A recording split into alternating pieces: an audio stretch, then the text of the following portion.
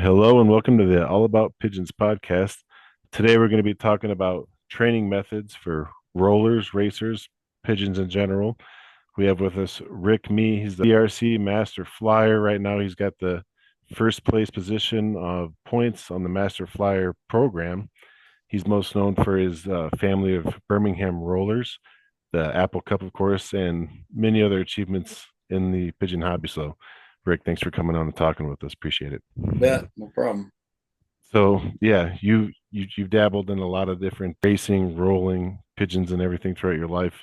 What is your background with pigeons, and how'd you get into pigeons? I thought you wanted to keep this to 30 minutes. This could turn into a long conversation. Uh, okay, let me summarize. I've done a lot of podcasts and stuff, and I'll try to keep this one short. So, long story short, I lived out in the country. We grew up out in the country, and there was a guy that had pigeons on our route. And every day the school bus would stop, and it was right by this guy's house. And I'd look to the left, and sure as hell, he'd be out flying his pigeons, And usually they were sitting on the power lines, and I was just infatuated with how beautiful they were. So I always kept them in the back of my mind. I've been watching this for a couple of years, and my dad was a foreman on a farm. We were out doing some work. I was out working with him. I think I was nine. Yeah, I was 9 years old at the time, and we pulled into this guy's yard with the pigeons. I said, "Oh, this is the guy with the pigeons." And I said, "What are we here for?" And he goes, "Oh, Mr. Martin wants to buy a turkey from us for Thanksgiving." I said, "Okay, cool." And so, well, I'm gonna sit in the truck and look at the pigeons. So I sat in the truck and watched the pigeons out the door. We parked close to the loft. It was just like a little bitty building, I don't know, 12 by 12 and about 4 feet tall. You had to crawl to get in there probably. And he had all these pretty pigeons and some sitting outside. And I said, "Man, that's cool." And so anyway, we pulled out of his yard, and I told my dad all about it. He goes, "Man, you really like them birds, don't you?" And I said, "Yeah." My dad kind of owed me some money for helping work every day after school and on the weekends and stuff. And I was saving money up for a little dirt bike, to be honest with you. And and he said, "Would you rather have pigeons or a motorcycle?" He called it a motorcycle. And I says, "I'll take the pigeons. I want pigeons." I just said pigeons. I don't know what the hell I was thinking. I'm 9 years old. You think most boys would say, "Oh, I want the motorcycle." But no, I said, "I want pigeons." And from there, it just kind of grew, Philip. About a year and a half later, I found out that one of the guys I played Little League Baseball with, a guy named Donald Weeks, who's now the Tacoma Club, Racing Pigeon Club president, and he was the Evergreen Concourse president. But anyway, we lived about a mile and a half apart. We played Little League Baseball prior to that, finding out that each other had pigeons. One of his pigeons, I strayed in one of his birds, and him and his mom saw it out front of our property and on the power line, and and then him and I became good friends after that, and we had a lot of adventures together. I grew up. Well, let me back up just a little bit. So, shortly after I got the pigeons, I went into a feed store locally, and it said pigeons for sale, and I went just absolutely ate crazy. I'm like, "Mom, look, there's some guy that has some pigeons for sale." And anyway, to make that a long story short, I called. My mom says, "You're going to call the guy. I'm not doing it for you." And I called him, and this was back when we had the landlines, with the 50-foot cord and the ugly green phone on the wall. And I got this thing stretched out in the kitchen, and I'm talking. And my mom says, "Ask him what his name is." And I said his name was Jim Wagner. And she goes, "Jim Wagner, ask him if it's the guy on Germantown Road out in Topnish." And I said, "Hey, do you live on Germantown Road out in Topnish?" He goes, "Yeah." And my mom snatched a phone out of my hand and says, "Hey, Jim, this is Barbara Wentz, and I grew up next door to you." And "Oh, Barbara, how you doing?" And anyway, she knew him. So they said they were having a pigeon show that weekend. And so I showed up to the pigeon show, and I was in heaven, man. All these different colored pigeons and varieties and cages and stuff. And then I met a guy named Rich Farr who still has rollers. He's the closest guy to me, about 45 minutes away, believe it or not. That's the closest roller guy to me where I live now. And got into the Central Washington Roller Club. I was like when I was, 9, 10 years old, and I was the junior mascot member. All these guys are in their 40s, 50s, 60s, 70s, and I'm just this little kid. And my mom would drop me off at one of their houses, and they'd ride around on Saturdays, and we had, I don't know, 5, 6, 7 flies a year. I learned a lot about flying rollers. And And that's how I got into pigeons, and then I went in the military in 88. And that was the only time in my life that I haven't had pigeons other than, up to 9 years old. And, um, and a guy back home here in Washington State took care of my birds for a few years while I was in the Army getting situated. First I was stationed in Georgia, and then I was in Panama when Noriega was down there. That's a long story. And then I came to Fort Bragg, North Carolina, got my birds back in 91, and I've had them ever since. So I took them everywhere I went in the Army other than military deployments and stuff like that. And then, traveling around the country, got to know a lot of people. And I always knew that I wanted to get into racers, but I didn't want to get into racers until I retired from the Army because I knew what kind of commitment it was going to take to be successful. I didn't want to be a half-ass flyer and just participate. I wanted to win, just like I was doing with my rollers. So I waited till I got out of the Army, and that first year I had the best. I was champion in the club. Next year I was champion in the combine, and the third year I had the second best loft in the country in the President's Cup. So, and then I moved out to Washington, started flying racers. Got here like in July of 2013, and the guys wanted to give me a bunch of young birds to fly the young bird series, but it started like after Labor Day. And I said, well, hell, they're going to be too young. They're not going to do anything. And besides, I don't want to fly your birds. I want to fly mine. And so I raised a bunch of late hatches, and I flew them as old birds the next year, and I just kicked butt with those too. So I did that for a couple of years, and flew in the combine and did really well. And I was doing so good that some of the guys said, you got to be doing something. You got to be cheating. You got to be doing something. And I got tired of hearing that crap, because that same thing happened in Texas. You do really good and they accuse you of cheating or something. So I just said, well, the hell with that. I'll just start a one loft race. And here I am. I've been doing a one loft race for 10 years. And so I fly rollers, racers, and I got fancy pigeons like you and I were talking offline there. I go to the national every year.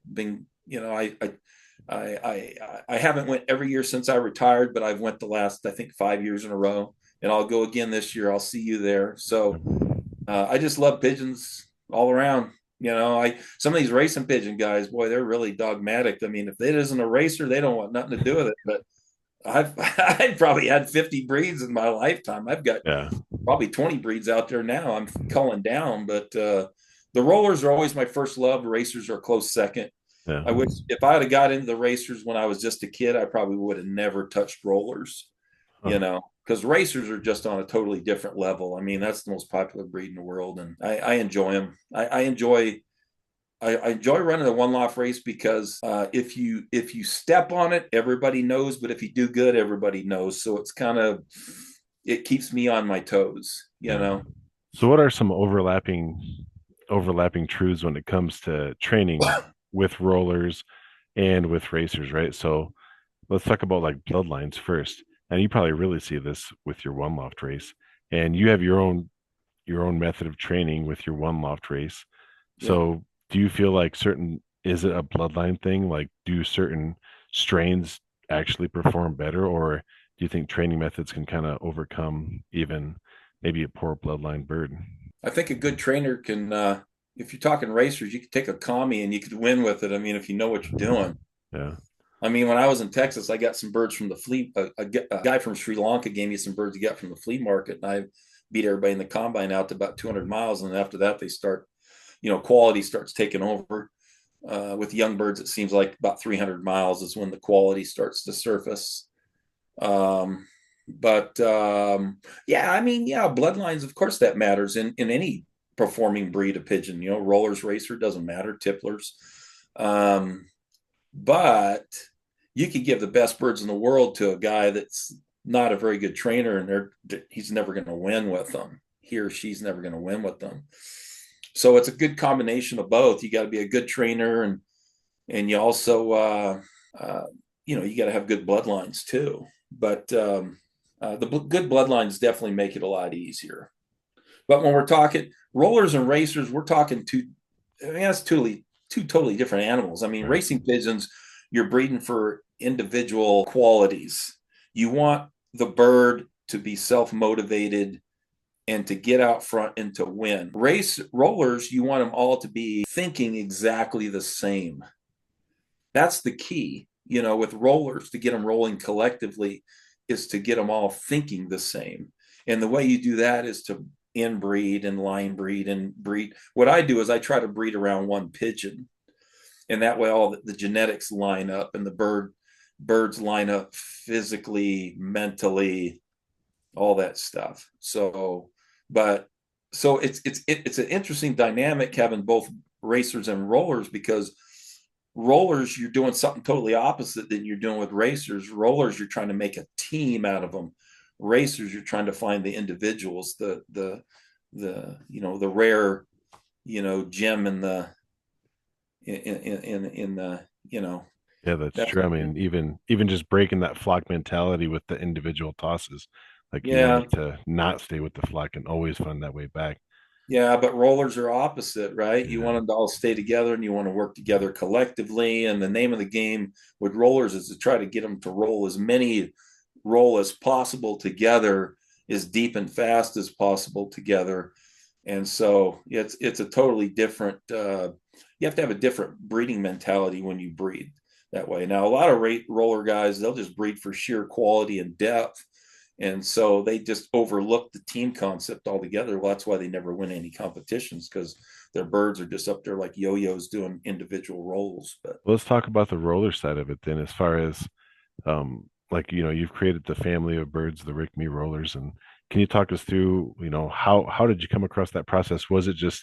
A really was it just through breeding, or was it like through breeding with a really strict regimented training oh process? yeah, yeah. The guy when I grew up here flying rollers in the Northwest, some of the guys that I flew with right here in this valley, because I moved after I retired from the Army, I moved back home to where I grew up, and where I grew up is about 10 miles from where I'm at right now.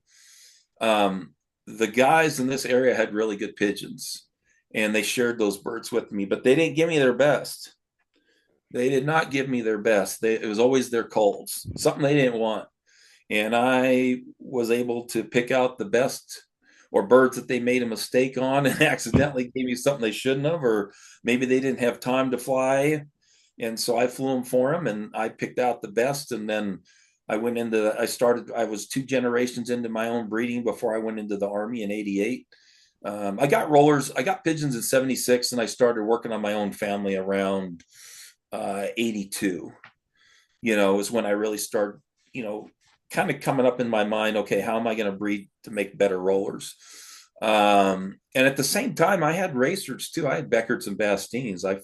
But I didn't fly in a club because I did go to a meeting with my buddy Donald Weeks, like I mentioned earlier, when we were about 15 years old. And when they started talking about clocks and fees, I'm like, we're looking at each other going, dude, we can't even drive a car yet, and I can't afford a clock. So that's why I stuck with the rollers until I retired from the Army, because rollers were easy.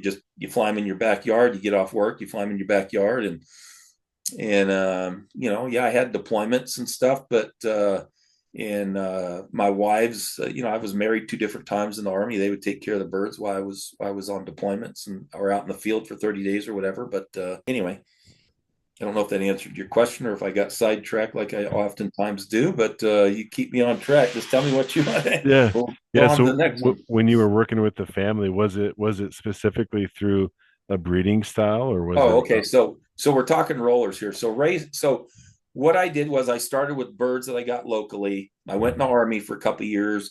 A friend of mine sent my birds to me, and then in '91, I got stationed at Fort Bragg, North Carolina, as part of the 82nd Airborne Division. And there was a guy, Joe Bob Stuka, Major Joe Bob Stuka, very famous roller guy, won the World Cup, judged the national flight, really good dude. Anyway, Joe Bob took me. He was stationed right where I was at. He was in the Air Force. I was in the Army. Our bases were connected together, and he took me around all the roller guys in the Carolinas. And they said, "Hey," and Joe Bob was pretty demanding, and he was kind of the kind of guy everybody would listen to, because he was a major in the Air Force. He was an officer.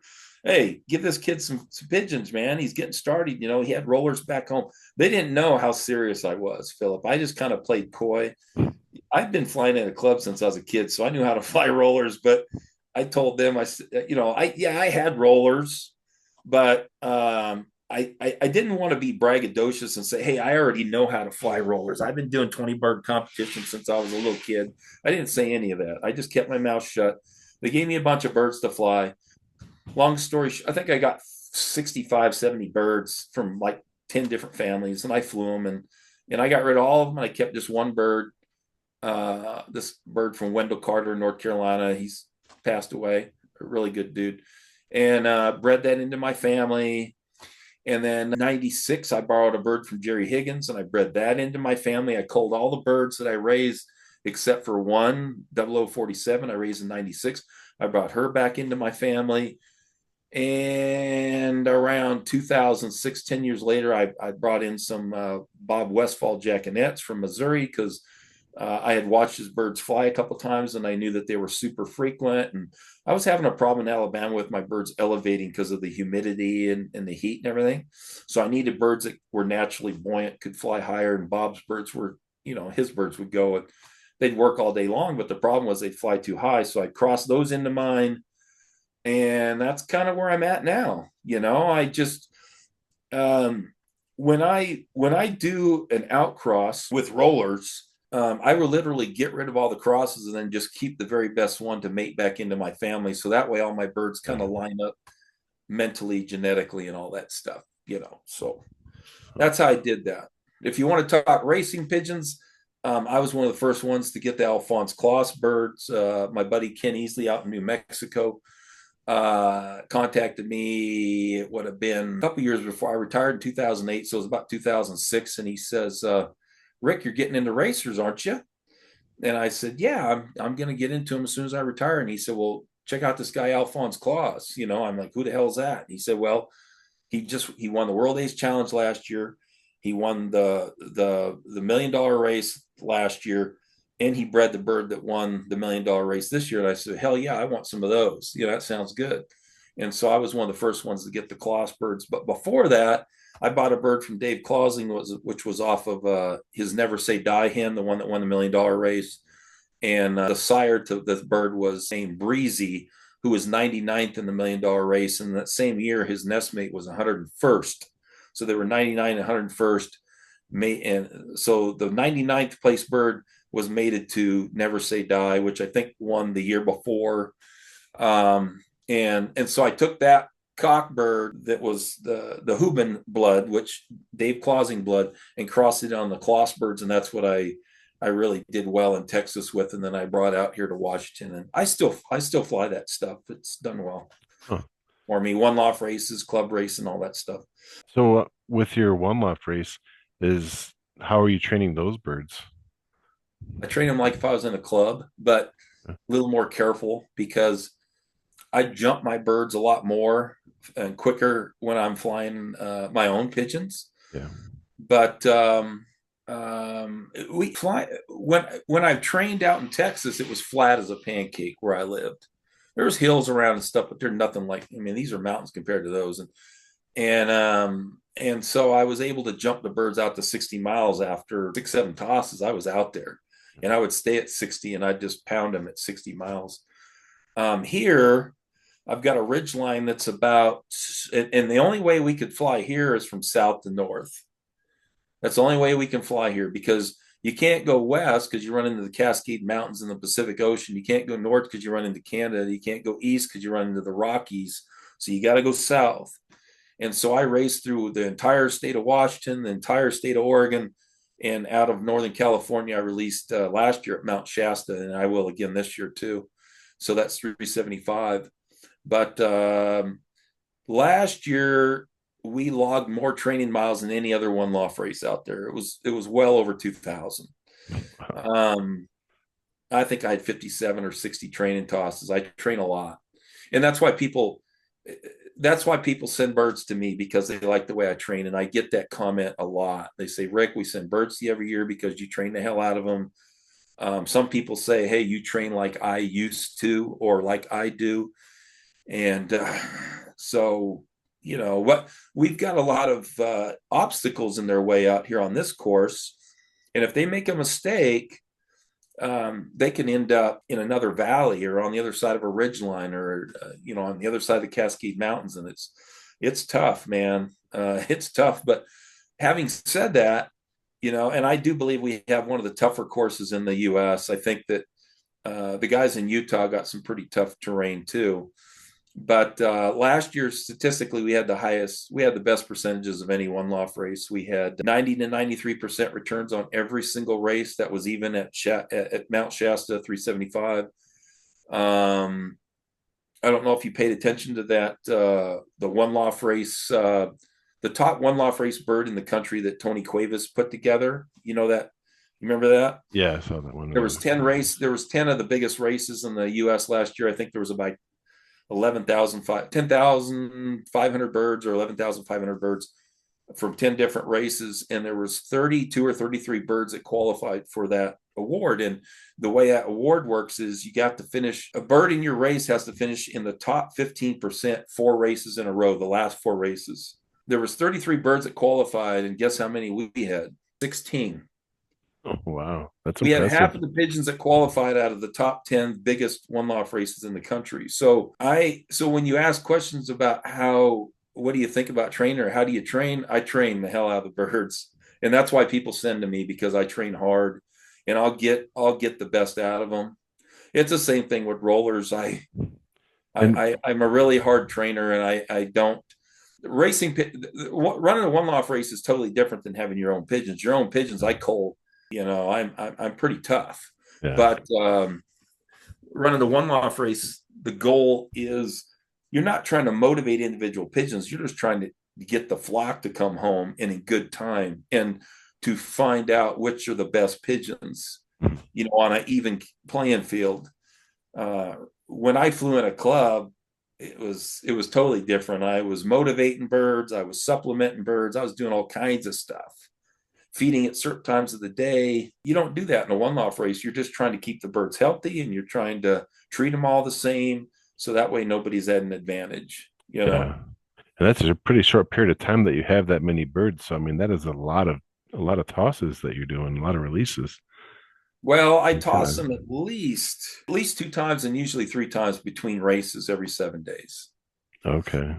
So that adds up because you got 5 races, Yeah. So that's 15 tosses right there. And then prior to that, we get 20 some tosses in or more, you know. So with the But racing, like what kind of downtime do you think a pigeon would need to it's recoup? all based upon what I see. Yeah. If it's a super, super easy race and I get 95% of the pigeons all come in within a short amount of time, then I know that I've got them dialed in right. Yeah. And I cannot coddle the bottom 3 or 4 or 5%. I can't. You got to keep trudging on. And it's just like Saturday, we had the worst toss we've ever had running this one loft race in 10 years. The worst. It was from Sadies Pass. It's our normal 45-mile spot. The birds came in all discombobulated. They were all spread out. I was missing 300 birds by the end of the day. I was pretty distraught, to be honest with you. But over the last 2 days, we've got 150 more in. So we ended up losing 10%, which I've had a lot of people text me and call me and say, "Hey, Rick, you're doing a great job. That shit happens." I take that personally. I didn't want to lose any of them, Philip. I really wanted to get 90% plus activated this year, but that's not going to happen. But we might get pretty close. You're going to lose a few more pigeons as you start getting out to 65, 70, 80 miles, whatever. But calling around, it seems that the guys in Oregon, the Oregon clubs had a horrible race Saturday also. And the Evergreen Concourse said they had the worst race they've ever had. They had huge losses. So Huh. there was just some weird crap going on in the air Saturday. And I wish in hindsight that I could foresee that. But of course, we're not mind readers. We don't know what's going to happen. So we're not, we can't foretell the future. I wish we could, but it is what it is. So when you talk about training and recuperation time and all that stuff, I can tell you this, that the birds are sitting out in the loft, 90% of them that are out there, they came in pretty good time. Mhm. And so I'm kind of at this conundrum. I was talking to my wife about it today. I said, "Hey, what do I do now?" Most of the birds that are still in the loft did really well. and they don't deserve to be held back just because the 5 or 10%. So my plan is to set them up for a training toss tomorrow. But if the weather looks crappy again, or we have smoke roll into the area, Oh, yeah. we've been extremely lucky this time of year. This at this point, up to this point, because we haven't had any smoke this year, so it's been real easy to train. In years past, we have a lot of fires up here in the Pacific Northwest, and it usually puts a real damper on our training. So, but training, I mean, in a perfect world, what I like to do, say we're going to race on a Saturday and everything goes well, the birds come in good, it was an easy race. Sunday, they get the loft fly, and that's their bath day. Monday, I loft fly them again. That's their bath. I give them a bath again.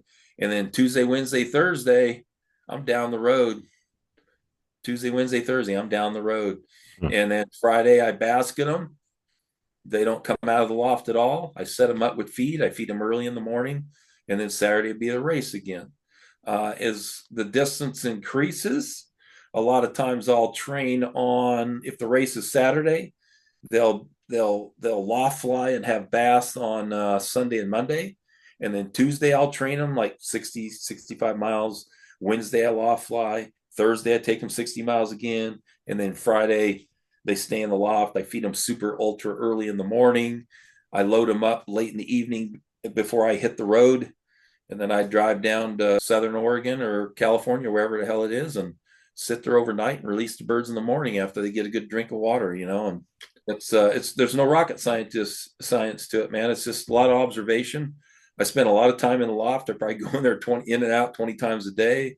I'm always looking for, especially during intake, I'm always looking for sick birds. If a bird is sick, I snatch it up quick. And just by experience, I might give it a day or two to recoup, and if it's not going to, then it's cold. I call the breeder and say, "Yeah, bird's out of here." This year, we had the best health we have ever had. I think we brought in 1,650 birds, 675 or something, and we pulled out about 25 pigeons due to sickness, injury, whatever. So that's why I'm still kind of distraught over Saturday's bad toss, because I still had 97% of the pigeons I started training with. And I'm like, oh man, you're going to look like a genius, Rick. You're going to look great, And then this crap happens. And so I call some of my one law phrase buddies, and I'm kind of licking my wounds and looking for a little emotional support. And they're like, dude, it happens, man. I'm like, yeah, but I can't come out and say that to, I can't put on Wind Companion in my updates and say, shit happens, it's pigeon flying. No, you can't do that, but because some of these guys, I mean, they treat their pigeons like I shouldn't even say, but they treat them like they're poodles, like they're part of their family, like, Yeah, oh my yeah. God, my pigeon. Dude, I'm not that way. I'm kind of cutthroat, it's like, Yeah. long time ago, somebody said fly or die, only the best survive. And that's kind of my philosophy on flying rollers, racers, everything. Racers, I know we're kind of jumping all over, but racers, I expect them to fly before they breed. I don't breed for stock and I very rarely buy pigeons anymore because I don't feel I need to. I stay off the auction sites because it's too tempting, but I fly them. I send them to one loft races. If they do good, I'll breed from them. If they don't, give them to a new guy if I get them back, or don't make that pair up the next year. So it's a What do real you think? simple system I got. It's all performance based, man. That's it. Yeah. What do you think is a pretty common mistake? Do you think a lot of people are undertraining, maybe overtraining, like when it comes to rollers and racers? Under training. Undertraining. Yeah. Yeah. Yeah. And maybe overtraining. There's a lot of people that aren't really good with animals per se, and they just kind of, some old timers, said, hey, write this down. This is a schedule. This is how you need to fly them. This is how you need to feed them. And they stick to that. But being good at this is being able to make slight adjustments based upon observation and experience. And not everybody's got that, and some people, hell, you could, I mean, I I heard one guy quoted, when we're going to rollers, he said, some guys that can't fly. What do they say? They can't. Some guys can't fly a kite, let alone a kit. You know, and Yes. I don't know why I always say, like, we're talking, how guys talk, and I say, oh, so and so couldn't fly a roller out of a wet paper bag. I don't know where I come up with that at, but it's just the truth. I mean, you get some guys that have been doing this their whole life and they're never any good at it because they just don't have the know-how or the discipline. It really comes down to discipline, dude. If you're going to be good with a performance animal, you have to be disciplined yourself. And and I come from a very disciplined background. I was an athlete. I was in the military. I was always put in leadership positions. Um, I've been pretty successful whatever I put my mind to, Philip. I just if I put it in my mind that I'm going to be good at something, then I'm going to give it 110%. And I'll be honest, there's a lot of things that I've given up in life that I would like. I like fishing. I like hunting. I like doing a lot of stuff. I like going to the gym. Believe it or not, I was a gym rat back in the day. You can't tell now, but shit, I was a bodybuilder. I used to love that lifestyle. But that kind of set me up for pigeon flying. When I got into this one loft race thing, I said, man, I am made for this. This is me. This is, because this incorporates I was well, I'm 58 years old now. So what was I, 48 when I started this business? And I was, you're a coach. You're a coach. Right. You're Yeah. teaching those racers, and if you fly rollers, you're teaching them rollers, and you're the coach, and I'm like, well, I'm too old to be playing sports, so let me be the coach now, and so that's how I kind of look at it. Like I'm the coach, and I will say this, and this might cause a little controversy for those listening, but I'll tell you what, flying rollers is a hell of a lot harder than flying racers. I mean, rollers, when you kick out a kid of rollers, you have to be intently studying those birds from the time they go out to the time they land.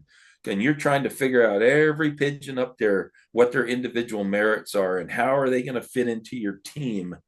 Racers, they might be more time consuming because of the time on the road that you have to take with training them, but they sort themselves out.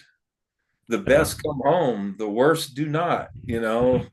It's easy, man. You just keep them healthy and know how to motivate them and supplement them at the right time and know when to feed, how much to feed. It's easy. There's no rocket science to it. But if you go visit anybody that's successful with pigeons or successful with anything in life, they're always very disciplined.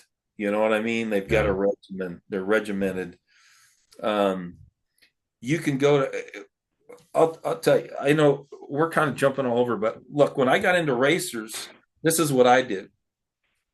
I went into the AU National Database and I looked up all the flyers in my combine. There was 55 of them in the Central Texas Combine, and I wanted to see who's the best, and I wanted to see who was at the top, who was in the top 10 in the AU awards every year from my combine.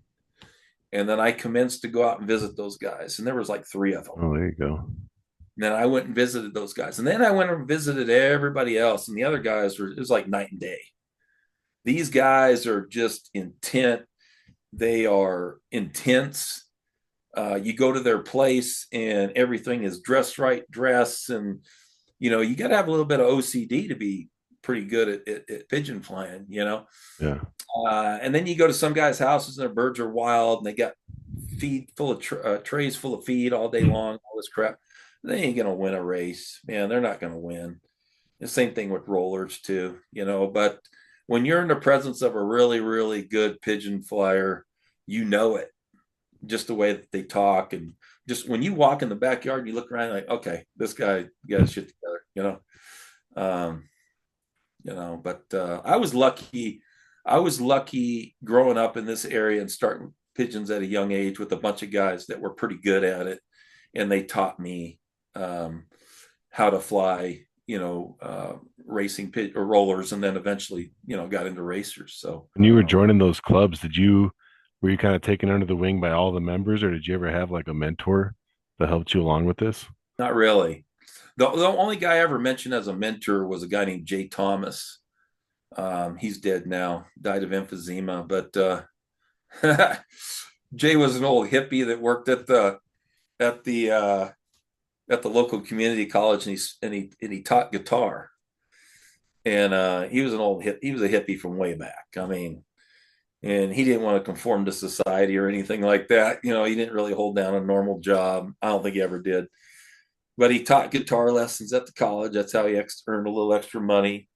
And even though he had emphysema, he smoked like a sieve. But my mom, when she would go to town up here to Yakima, I grew up in a little rural town called Wapato on an Indian reservation. Most of my friends were all um, from the reservation.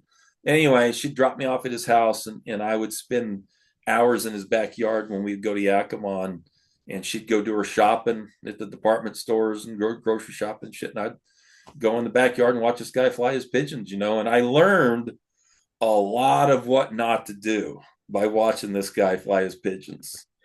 I said, I know better than that, or I can do better than that. And but having said that, now I went in the Army in 88. In 2000, 95, 96, I got stationed back here. I re-enlisted to come back home and there was a military base here called the Yakima Training Center, and I got stationed there. So I went over and visited this guy for, I don't know, he was pretty sick by that time, but 6 months, 8 months, not even a year before he passed away. And he had thrown one cockbird in with a whole bunch of hens, like 20 hens. And so all the babies that he raised in that section were off that one cock and those hens. And it seemed like they were all red checks, if I remember right. And he flew those birds for me. And remember now, these birds are all half brother, sister, full brother, sister. And when I saw their kitting and their breaking ability and all that stuff, I said, okay, this is what I need to do. And that's why I'm a real big proponent of polygamy breeding for rollers, to get your birds mentally on the same plane. Racing pigeons, I've done it also, because if you have say you have a really good cock and some really, really good hens, well, why in the hell are you going to breed out all the junk? Use them other birds, all them experiments are the ones that you maybe have a feeling on, but here's a bird that's a proven breeder, and you just improve your percentages by breeding from him. And so I do a lot of fostering eggs.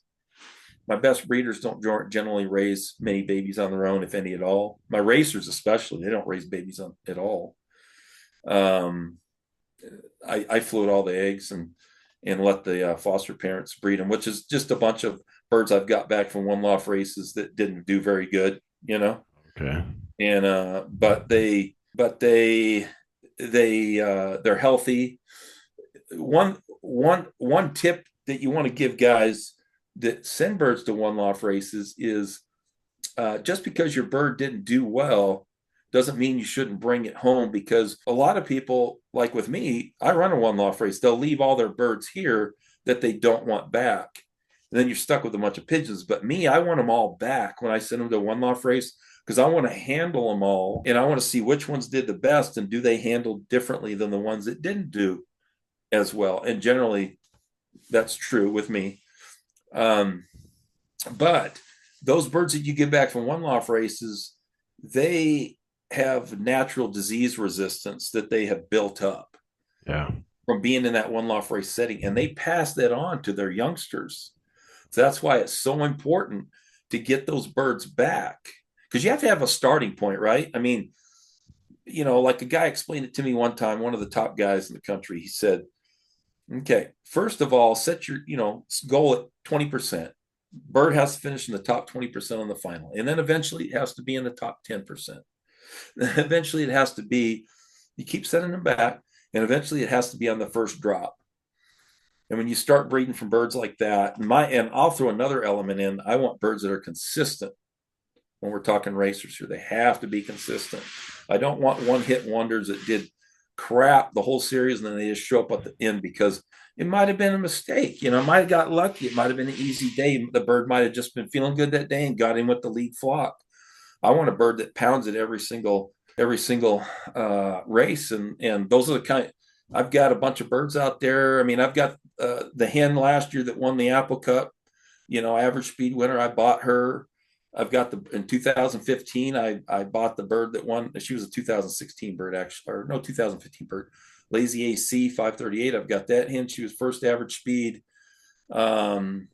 I got a bird recently that was third average speed in the Texas Dash for Cash 2021. I got that bird. I've got the hen that was first average speed in the Sooner Challenge 2022 for Rex, my buddy Rex, Semper Fi Rex.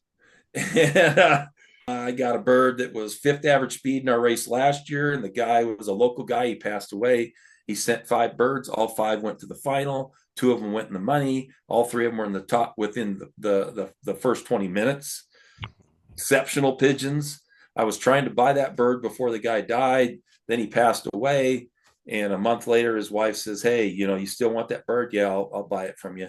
So I fill my breeding loft right now, Philip, is all full of birds that were top average speed birds in I've got another cock out there with 6 average speed, and I've got another hen that was 8th average. Just I try to get those type of genes. That's what I'm looking for, because I want a pigeon that is absolutely consistent, Yeah. week in and week out, not just win at the end, but win every week. Yeah. Race rollers. I like to fly them for a year and a half, 2 years. I'm in a good spot out here. It's windy, it's hot, but I don't lose a lot to birds of prey. That's the reason I moved here, because I knew that I talked to a lot of pigeon people in this area, and I fly them out for several years. And what I do is I keep my birds marked up with colored hairspray year round, so that I can see what a bird does every time I let it go. A lot of people, they only mark their birds up right before a competition. I keep mine marked year round, so I know who's doing what on a daily, weekly basis. And the ones that are consistent are the ones that get to breed. And it's the same thing with my racers. The ones that are consistent are the ones that get to breed. All right. Well, looks like we're coming up against the clock here, but I told you we would get going, man. We need a couple hours to cover everything. Well, anybody who's interested in checking out his one loft race, his website for that is applecupyc.com. Yeah. His website is rickmerollers.com, and you can find Rick on Facebook too. Just look up Rick Me. He keeps a lot of the posts and everything for the Apple Cup and everything else on there too. But Rick, thanks so much, man. This has been real fun, real informative. You bet, bud. Anytime. Might have to do a part 2, because we're just getting started. I think so.